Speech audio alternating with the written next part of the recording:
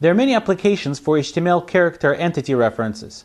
However, in this lecture, I will concentrate only on a particular problem that the entity references can solve for us. Since HTML uses certain characters for its syntax, we need a way to differentiate between those characters as HTML and those same characters as content. If we want the browser to interpret special HTML characters as regular content, we need a way to escape them. In other words, we need a way to tell the browser not to interpret them as HTML. Specifically, there are three characters that should always be escaped to make sure they don't cause rendering issues either right away or down the line.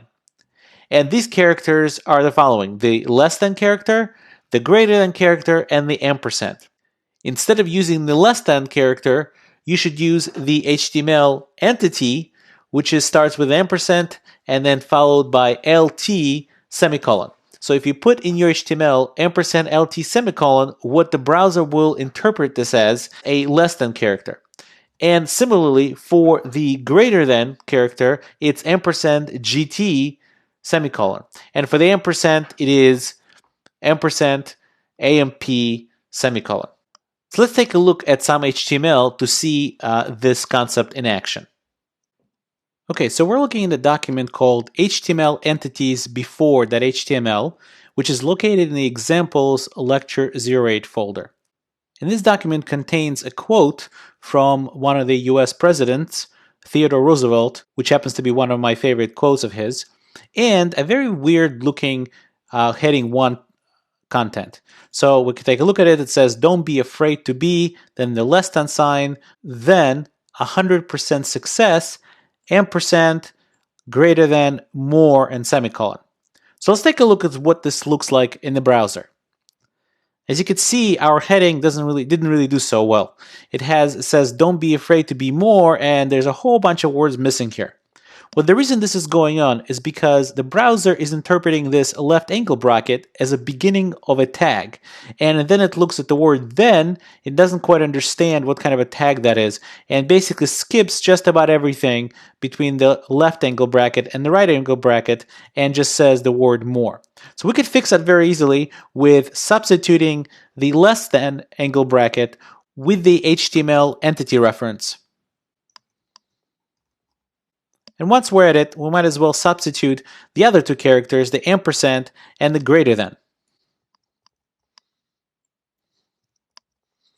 We'll save the document, go reload our web page, and as you could see, the entire heading 1 tag content is displayed on the screen. In reality, HTML contains a whole ton of different HTML entity references, and obviously we're not going to be able to go through most of them. However, one particularly common one is the copyright symbol. And the main reason why we would use an HTML entity reference for it is because it's not really very readily found on any keyboards out there. However, you could very easily put that in. So let's go ahead and put it right here after the year. And the copyright entity reference is just ampersand copy semicolon. So let's save it and reload it in our browser. And here's the copyright symbol that's appearing right after the year and before the word copyright. There's another HTML entity reference that is very commonly used and unfortunately a lot of time misused as well. Let's say, for example, that in the last sentence here that ends "timid souls who neither know victory nor defeat."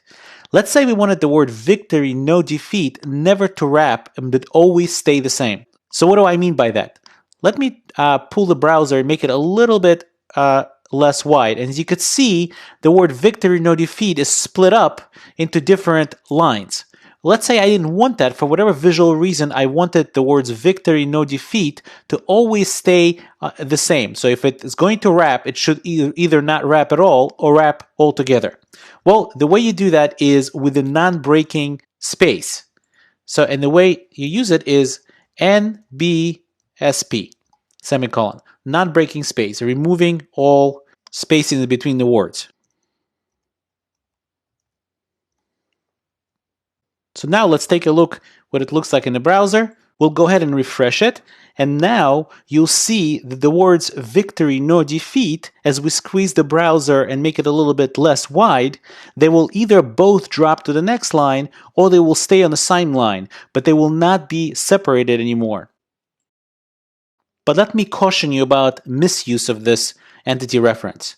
A lot of people use this entity reference if they want to make a space between, let's say, the word critic and the word who. And they will put a few spaces. Let's say they need a few spaces in it.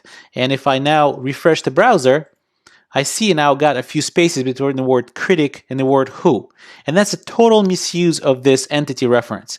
If you ever wanted to have spaces or extra spaces between some words in the text, what you would do is you would probably wrap around some text in a span tag and then apply some margin, in this case left margin, to the span tag to remove it further from the word critic. But you should never use the non-breaking space HTML entity reference for that purpose. Let me show you another HTML entity reference that is very commonly used. And it's especially useful when somebody's trying to write an HTML-based email, since the email clients are notorious for using a much more limited character set than UTF-8. Some of the characters sometimes get messed up. So let me show you what I mean. Let's go to the web page, and instead of viewing this web page in UTF-8, we'll change the encoding to something more limited like Windows 1252. And if you notice, some of the quotes became these very weird characters. So how do we solve that? Well, the way we could solve it is by using an HTML entity reference of quote. And if we preview this in the browser again, and let's refresh the browser, and now there are quotes. Maybe they're not the same type of curly quotes as before, but they're quotes nevertheless. So in summary, we looked at HTML entities, and they help avoid rendering issues, and especially with those 3 characters that HTML can try to render instead of thinking of it as content. We also saw that sometimes you could safeguard with these HTML entities, safeguard against more limited character set encodings. And you could provide characters not available on the keyboard. For example, like we provided the character of copyright that was at the end of the document. That certainly is not on any of the keyboard that I've seen, but you could still display that character using HTML entity. Next, we're going to talk about making text hyper with linking.